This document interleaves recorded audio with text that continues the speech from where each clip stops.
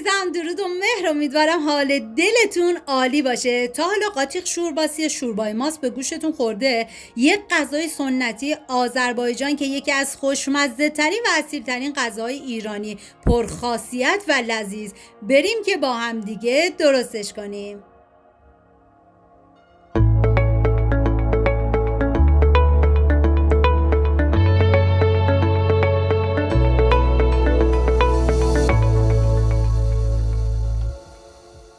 مواد لازم: ماست چکیده، دوغ، تخم مرغ، پیاز، گردو، آرد، نعنای خشک، سیر و ادویه هم شامل نمک، فلفل سیاه و زردچوبه هستش.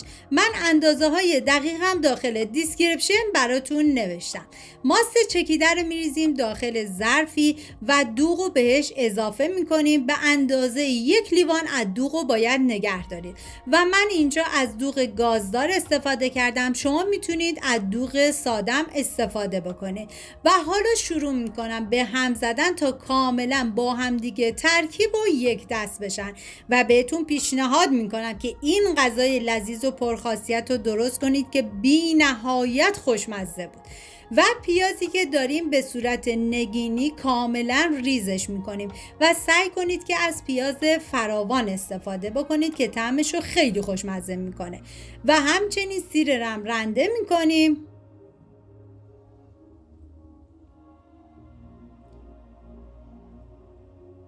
و حالا تخم مرغ. ببینید ما توی 2 مرحله تخم مرغ به این غذا اضافه میکنیم.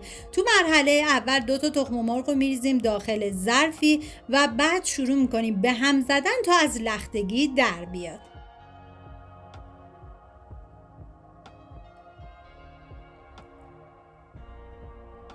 و بعد از اینکه این مواد رو آماده کردیم میذاریم کنار و داخل قابلمه کره حیوانی اضافه کردم و بعد از اینکه داغ شد پیازی که نگینی ریز کرده بودم و بهش اضافه میکنم.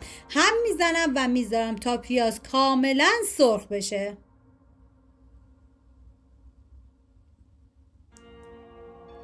و بعد از اینکه سرخ شد حالا ادویه ها رو بهش اضافه میکنیم: زردچوبه، فلفل سیاه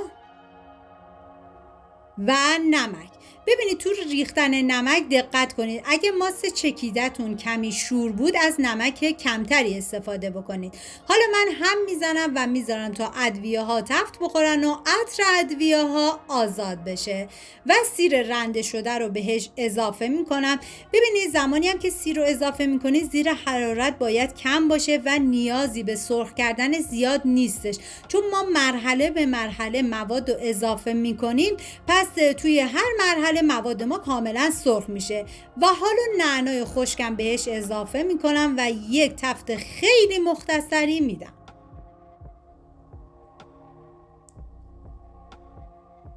آرد رو اضافه میکنیم و دوباره هم میزنیم تا آرد کاملا با مواد ترکیب بشه و بوی خامی آرد کاملا گرفته بشه و یه تفت خیلی مختصری هم بخوره.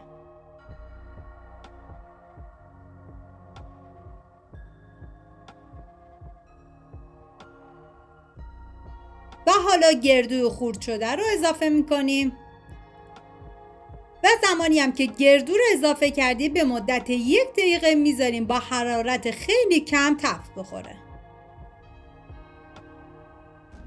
و بعد از اینکه تفت خورد حالا ما اون 1 لیوان دوغی که اول بهتون گفتم بذارید کنار رو توی این مرحله به موادمون اضافه میکنیم و هم میزنیم تا با هم دیگه ترکیب بشن.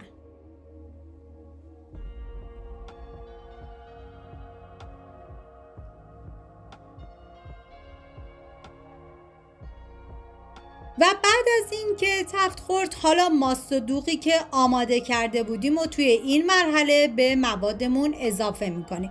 زمانی که این ماست رو اضافه کردید باید شروع بکنید به هم زدن تا ماستتون بریده نشه و توی مرحله اول ما نیازی نیست که بذاریم این ماست جوش بیاد. همین که ماست کمی گرم شد ما باید تخم مرغی که هم زدیم و لختگی در اومد و بهش اضافه کنیم. من اینجا هم میزنم تا کاملا با هم دیگه ترکیب بشن و حالا تخم مرغ رو بهش اضافه میکنم. و شروع میکنم به هم زدن تا کاملا با همدیگه ترکیب بشن. بعد از اینکه تخم مرغ اضافه کردید، بعد از تقریبا 1 دقیقه که دیگه ماستتون کاملا گرم شد، حالا تخم مرغ بعدی رو بدون اینکه هم بزنیم میریزیم داخل قابلمه و سر قابلمه رو میذاریم. بعد از 1 ربع غذای خوشمزه ما آماده است و اینم از شوربای ماست خوشمزه ما. دوستان عزیزم، اگر سبک آشپزی و ویدیوی من خوشتون اومده، حتما کانال منو سابسکرایب کنید تا در آینده ویدیوهای بیشتری در اختیارتون قرار بگیره. لایک و کامنت هم یادتون نره. خوشحال میشم که نظراتتون رو بخونم. ممنون که تا انتهای ویدیو همراه من بودید. امیدوارم که از دیدن این ویدیو لذت برده باشید. تا درودی دیگر، بدرود.